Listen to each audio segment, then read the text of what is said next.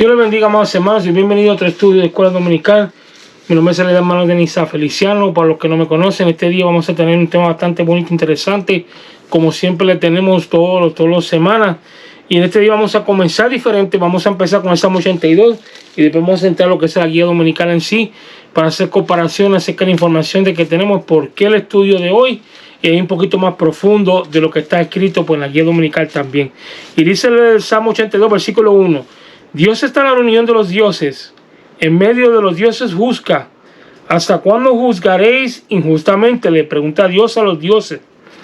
¿Y aceptaréis las personas de los impíos? Y fíjate, la palabra Selah está acerca de esa pregunta, porque la palabra Selah significa meditar, mediten. En otras palabras, algo importante porque y muy profundo, porque si no fuera tan profundo, ¿para qué meditar tanto, verdad? Pero la palabra Selah está ahí porque tenemos que meditar profundo en esto. Y dice: defender al débil y al huérfano, hacer justicia al afligido y al menesteroso, librar al afligido y al necesitado, librarlo de manos de los impíos. Miren lo que está diciendo. Esto no es Dios a reyes ni a personas, sino a los dioses, que están para los dioses porque son paganos, y lo que se descarriaron de la voluntad de Dios, y que Dios le está reclamando aquí en el Salmo 82 a ellos, en la reunión que tiene con ellos, por las cosas malas que están haciendo. Y dice en el versículo 5: no saben, no entienden, andan en tinieblas, tiemblan todos los cimientos de la tierra. Oye esto: yo dije, dice que hablando, Dios hablando, vosotros sois dioses, y todos vosotros hijos del Altísimo. Tremendo eso, ¿eh? Pero como hombres moriréis, y como cualquiera de los príncipes caeréis. Levántate, oh Dios, juzga la tierra, porque tú heredarás todas las naciones. Una palabra profética de que Dios va a heredar las naciones con a través del sacrificio que Jesús iba a hacer, y de una vez por todas sellando lo que venía en sí para estos seres divinos, que se dice que son los 70 seres porque están encargados de las 70 naciones. Algunos dicen que son 72, pero son 70 naciones las cuales estaban para formar la tierra en el principio, y como se dividía la tierra en aquel entonces. Por lo tanto, eso es lo que nos da a demostrar nosotros con el título de la clase de hoy, que se llama La visión del único Dios. Que machea, que cae eso tremendamente, y por esa es la razón que le trae el Salmo 82, porque la visión de Dios baja más allá de lo que ellos miran.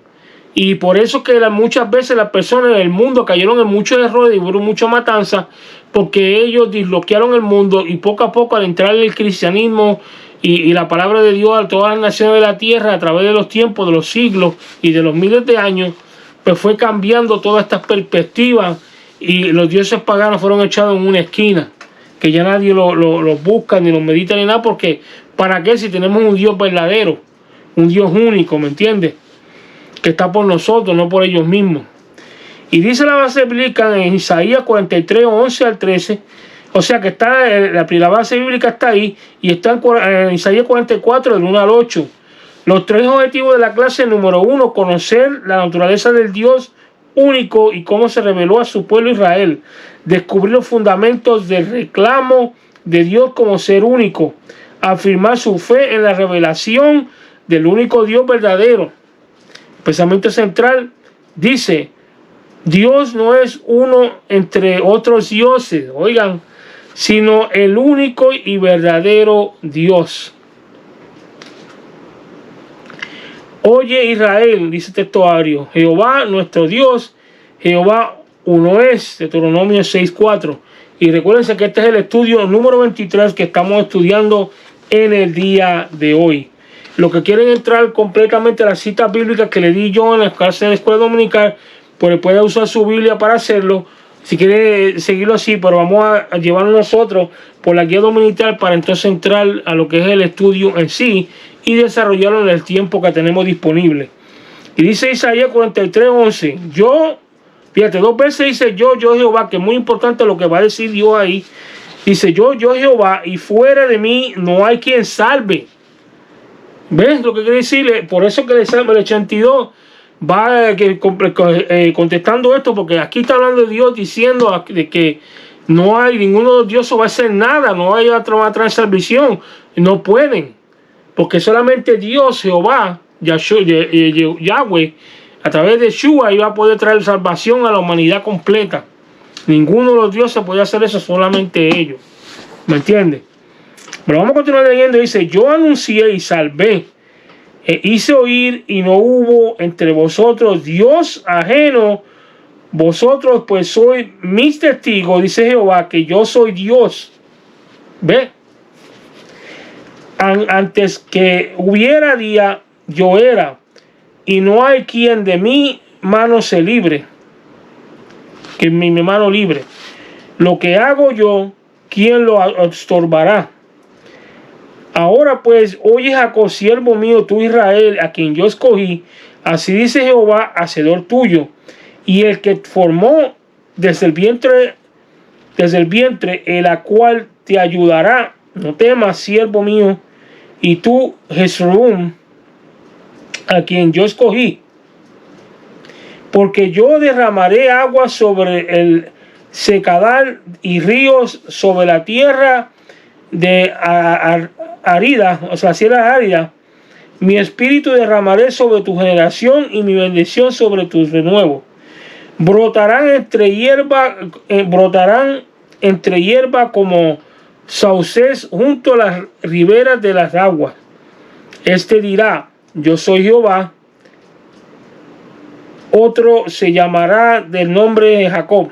El otro se llamará del nombre de Jacob. Y el otro escribirá con su mano: a Jehová, y se apellidará con el nombre de Israel.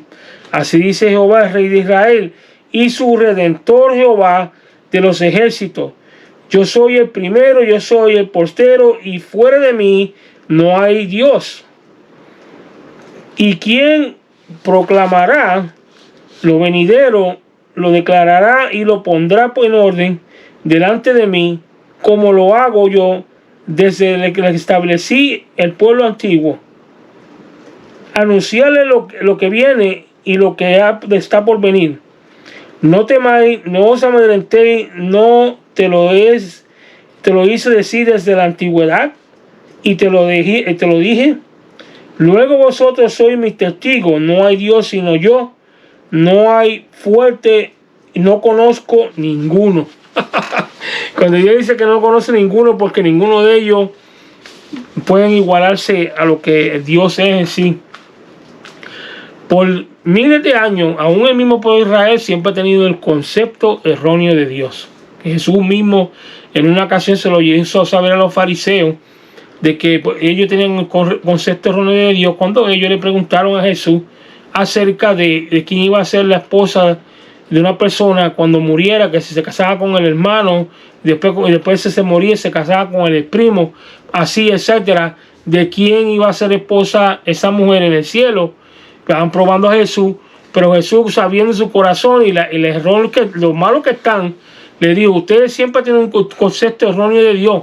Cuando una persona está en el cielo, no se va a casamiento ni nada de eso, porque van a ser como los ángeles, como los hijos de Dios, que están en el cielo, seres espirituales, que no van a tener necesidad de casarse y pueden vivir como hermanos constantemente sin tener que pecar con la mente y faltarlo como hacemos hoy, estando en nuestros cuerpos, ¿me entiendes? Porque van a ser seres especiales, seres con cuerpos perfectos, y no van a tener necesidad de nada de esas cosas. Eso nada más hace aquí en la tierra para evitar el pecado y un montón de cosas más. Pero en el cielo es otra cosa muy distinta, y Jesús se lo dijo ahí mismo, ahí rajatabla a ellos. Y hay personas que lamentablemente es así, que no entienden esos conceptos, y lo que hace es que se enredan en las cosas que no, y se dejan llevar por lo que la gente dice, y tienen a Dios en poco, cuando el Dios es un ser supremo y el ser más poderoso que existe. No hay nadie más poderoso que él, no existe, solamente él. Por eso que él dice: yo soy el alfa y la omega, el principio y el fin, porque no hay nadie poderoso como él. Es imposible. Y hay personas que han tenido experiencia, que han muerto y han hablado de eso, que en el cielo pues se le ha dado información. Yo soy uno que creo que Dios no le revela casi, que enseña cosas a personas que no, la más le da lo que está en la Biblia, pero otras personas entienden un poquito más profundo de cosas evangélicas que están en el cielo, son cosas angelicales, cosas divinas, porque esa persona puede entenderlo y captarlo y no enredarse con eso, y mucho menos descarriarse de lo que es la palabra de Dios original en sí, porque esto es esencial. Y esas personas pues siguen creciendo, aprendiendo mucho más, y hay personas que han tenido experiencias de que han muerto, han ido al cielo, y Dios les ha enseñado a ellos que los enemigos que Dios tiene, que son muchísimos, porque ahora mismo los dioses estos que hablan aquí, que Dios los reprendió en el Salmo 82, ninguno de ellos se lleva con Dios, ¿me entiendes? Y de segurito que en los últimos tiempos, porque cuando empieza la guerra en Magedón, casi todos ellos se van a ir. ¿Por qué? Porque ya no están de acuerdo con lo que Dios le está diciendo, ¿me entiendes? Entonces, ¿qué pasa? Hay gente que no pueden entender eso y se enredan. Y cuando vienen a ver, se basan en lo que es la palabra en sí y lo que la Biblia dice, porque esto es lo que la guía a nosotros, la palabra de Dios, no los otros libros ni lo que otra gente dice, no, es la palabra de Dios que nos tenemos que nosotros guiar para poder llegar a alcanzar la vida eterna, ver lo que, encontrar la vida eterna que está ahí, que es el mismo Yeshua, Jesús. Pero vamos a seguir leyendo, y dice: el contenido del mensaje de Isaías está marcado por el énfasis en la grandeza del Dios revelado a Israel y sus obras portentosas. El Dios de Israel es uno de los que se manifiesta en tiempos de crisis, Isaías 6, 1 al 13, cuya presencia lo llena todo. La gloria y majestad de Dios de Israel son descritas como las faldas que llenan el templo. Esa presencia soberana se hace sentir con énfasis en su poder transformador y redentor. Es el que quien toma la iniciativa de buscar al pecador, castigar al malvado y premiar a los justos. Este Dios santo tiene la capacidad de hacerse presente en la historia y producir una experiencia salvífica, afirmando de esta manera su soberanía y poder. En el estudio de hoy nos proponemos examinar nuestra relación con Él y cuánto conocemos, de su obra y su carácter. Nos acercamos a su palabra, que es la revelación suya, con la esperanza de poder tener una profunda experiencia con Él, que todo lo puede, y a Él mismo tiempo confirme nuestra relación con Él. Mira, le voy a decir algo. Si una persona constantemente está estudiando la palabra de Dios, no recibe nada y Dios no le habla, examínese bien. Hay un problema grandísimo ahí.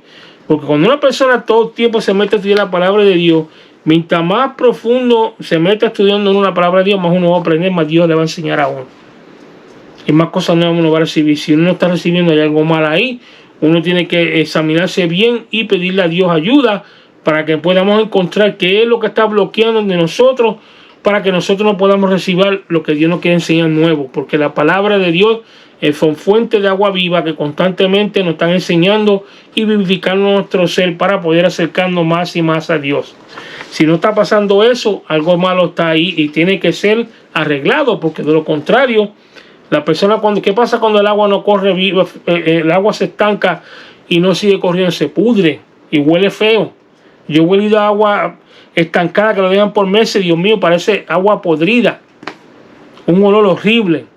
Y eso viene pasando cuando la persona se aleja de la palabra de Dios, de la voluntad de Dios, y vive por sí mismo y no se autoanaliza para que la palabra de Dios le revele a ellos, le enseñe a ellos y lo cambie a ellos a la manera que Dios quiere que él cambie.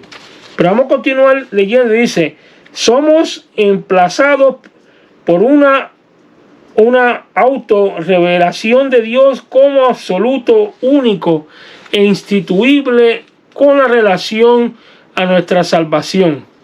El versículo 12 contiene 3 acciones que denuncian la iniciativa soberana de Dios. Número 1, anuncie y hizo oír su voz a través de su profeta. Número 2, salve. Esto es recordable a Israel su obra redentora sacándolos de Egipto. Número 3. Hace oír los efectos de su obra, causaron temor y espanto en las naciones paganas. ¿Cuál es el propósito de la afirmación de parte de Dios? Y dice, recordarles que ellos son testigos de su grandeza y poder. Con ese fin había llamado Dios a Israel para que se diesen a conocer la deidad divina, a quienes por ignorancia vivan postrándose ante lo que no era de Dios. Hoy como entonces se libra una batalla para probar la existencia de un solo Dios. Por eso necesitamos recordar las palabras del primer versículo del presente estudio. Yo Jehová, y fuera de mí no hay quien salve. Más claro que eso no puede haber. Vamos a continuar leyendo. Y dice: el Dios absoluto se reafirma por sí mismo recordando a Israel que Él no tiene principio ni fin. Él es el único Dios, por cuanto es infatigable, incomparable e incalzable, y no es una figura de fantasía humana ni una imagen fabricada. Él existió antes que el día, esto es, antes que comenzara la existencia del mundo como tal. En otras palabras, Él estaba antes de lo que es la creación, de todo lo que está creado. ¿Me entienden? Eso es lo que quiere decir más claro. Antes de la creación, ya Dios estaba ahí. Vemos que también se anuncia la omnipotencia de Dios. No hay quien libre de mi mano. Es imposible de escapar a la justicia de este Dios soberano, capaz de perdonar el pecado más grande cuando hay arrepentimiento, y castigar el pecado más pequeño cuando reina la soberbia. Pues conocemos a Él que dijo: mía es la venganza, yo daré el pago, dice el Señor. Y otra vez el Señor juzgará a su pueblo. Horrenda cosa es caer en manos de un Dios vivo. Hebreos 10, 30, 31. Vamos a continuar leyendo porque está muy interesante la clase. Y dice: las Sagradas Escrituras se abren con una afirmación sobria y certera. En el principio creó Dios los cielos y la tierra, Génesis 1:1. Y se cierra con la otra sentencia solemne: yo testifico a todo aquel que oye mis palabras de la profecía de este libro, si alguno añadiere a estas cosas. Apocalipsis 22, 18 y 19. De manera tan firme que se expresa Dios sobre su persona y sus designios para con la especie humana. Y Él no solo es el arquitecto, sino el creador, el que ha formado todas las cosas, incluyendo al ser humano. Dios llama a Israel su siervo, pueblo la cual Él escogió, y está en la designación que coloca a Dios en posición de poder para reclamar su soberanía sobre de ellos.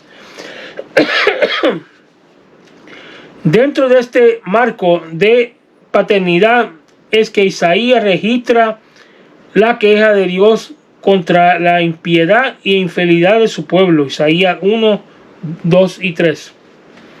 Y el reclamo de Dios se extiende a la voz del profeta Malaquías. El hijo honra al padre y a su siervo y a su señor. Hijo honra al padre, a su siervo y a su señor. Sí, pues yo padre, ¿dónde está mi honra? Y si yo, Señor, ¿dónde está mi temor? Dice Jehová de los ejércitos, Malaquías 1:6. Nosotros como creyentes nos llaman a considerar que no podemos reclamar las bendiciones del Padre Celestial y vivir ignorando su palabra. No se puede. Si no estamos viviendo una vida de acuerdo a la palabra de Dios, no podemos reclamar las bendiciones que Dios dice en su palabra. No se puede ser así. Continuamos leyendo. Dice que la promesa de sustentar al pueblo en la árida tierra del desierto distintivo de su presencia constante para sostenerlos es simbolizada aquí por el agua, y que es el elemento primario de la vida humana. Aquellas corrientes emanaban de la roca herida, de cuyas entrañas brotaron para saciar la sed de la multitud. Y tomando como ejemplo esta demostración milagrosa del cuidado de Dios a su pueblo, es que Dios reclama a Israel: yo soy vuestro consolador. ¿Quién eres tú para que tengas temor del hombre que es mortal y del hijo del hombre que es como el heno? Fíjate, el heno es una paja que se le dan, un alimento que se le dan a las vacas y a los caballos y eso. Y el heno es nada, el heno se le tira un fósforo y se desaparece. Se vuelve polvo. Y dice aquí: y ya te has olvidado de Jehová tu Hacedor, que extendió los cielos y fundó la tierra. Y todo el día temiste continuamente del furor del que aflige cuando se disponía para destruir. Pero ¿en dónde está el furor del que aflige? Isaías 51, 12 y 13. Cuando olvidamos las obras maravillosas de Dios, dejamos de confiar en su poder para salvarnos de las garras del adversario. Y continuamos leyendo, dice: el resultado de la disminución de las obras de Dios causa un impacto en las naciones, tanto como de que desean tener el favor de Dios. Este movimiento trae consecuencias positivas para el pueblo de Dios. El mundo alrededor se toma en su furor, en su favor. También llegó un momento en la historia cuando el cristianismo se convirtió en la élite de la preferencia, y hasta el emperador Constantino quiso hacerse cristiano para ganar el favor del pueblo. Nosotros sabemos que es mucho más que un hombre. Es que es necesario recibir a Cristo y ser engendrado por el Espíritu para llegar a ser hijo de Dios. Esta nueva identidad es mucho más que una simple aflicción o fervor momentáneo, y se trata de una vivencia, de modo que hace falta algo más que una marca en la mano, un símbolo como los automóviles o cualquier otro distintivo. Hace falta tener el sello del Espíritu Santo y vivir una vida en santidad para que el mundo vea la diferencia. Si no ve la diferencia en uno, ¿cómo vamos a poder hablarle? Continuamos leyendo, dice: en estos versículos tenemos una afirmación que aparece también en Apocalipsis 1:11. Yo soy el primero y yo soy el postrero. El Señor que lo llena todo y en todos, es decir, es el único que no tiene principio ni fin. Con esta afirmación profética se desarman los argumentos y pretensiones de cualquier nueva o futura revelaciones.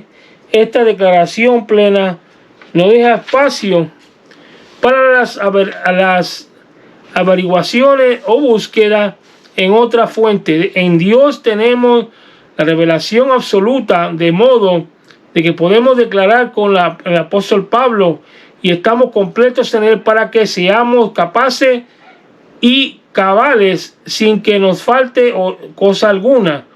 Con esta revelación se nos ha entregado todo lo que necesitamos hacer acerca de Dios y nuestra redención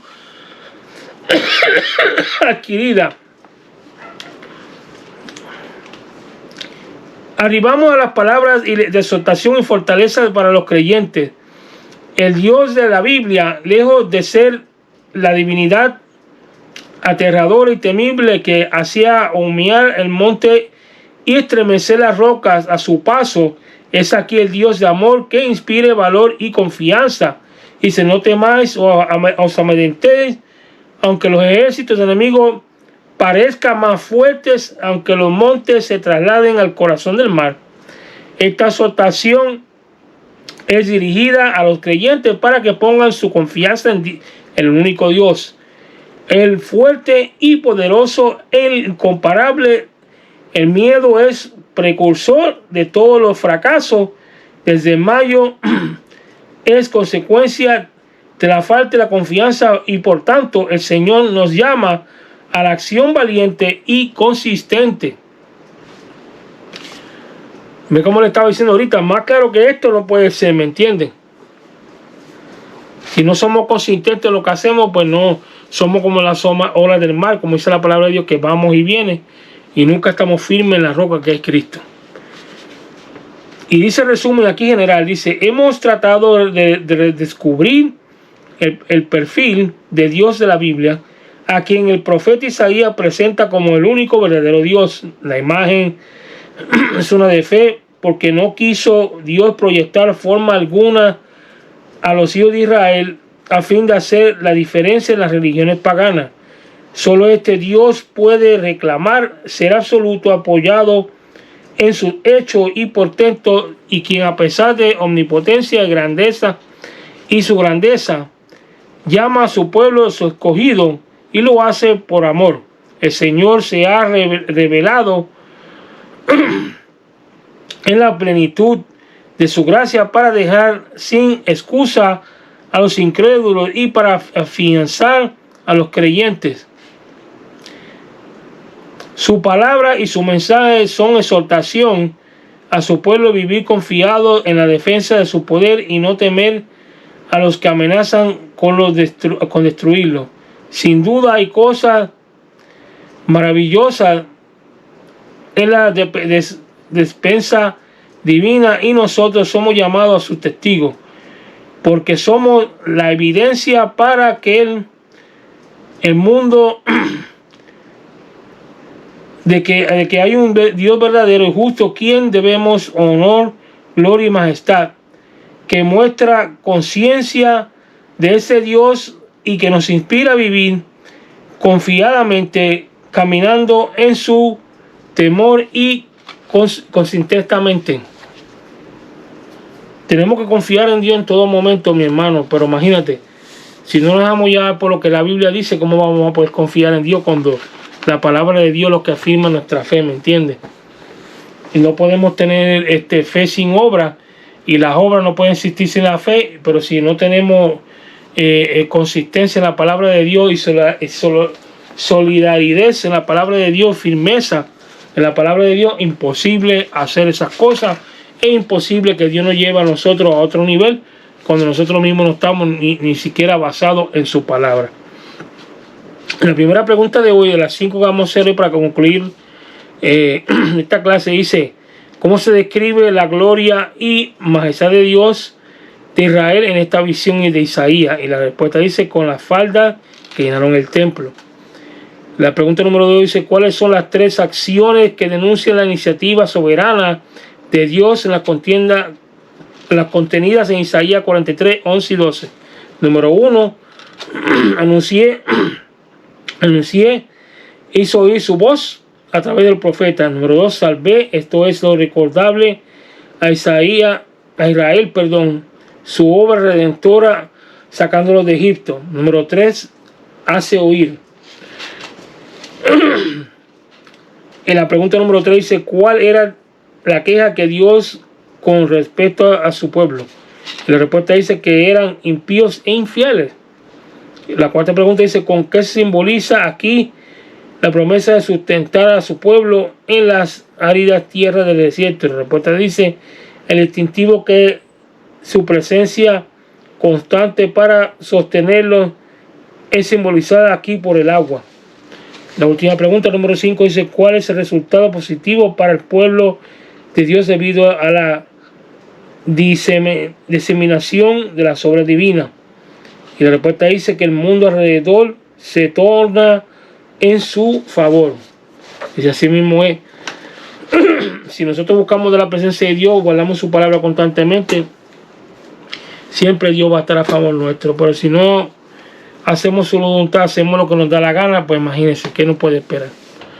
Hasta aquí este estudio de hoy. Dios me los bendiga, Dios me los guarde. Pasen buenas noches. Por favor, les pido que compartan este video, le den like y se suscriban para que sigan recibiendo más historia bíblica misteriosa y escuela dominical. Y nos veremos muy pronto en otro estudio más de escuela dominical en esta próxima semana, que ya estamos concluyendo este libro. Vamos a tener los nuevos libros pronto y vamos a continuar dando cosas específicas, profundas para la edificación del pueblo de Dios. Como les dije, Dios me los bendiga, Dios me los guarde. Shalom para los que no me han visto, nos vemos muy pronto.